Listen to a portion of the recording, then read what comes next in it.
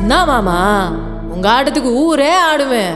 அதுக்கு ஒரு அடியை போட்டு விடுவோம் அப்படின்ற ம் ம்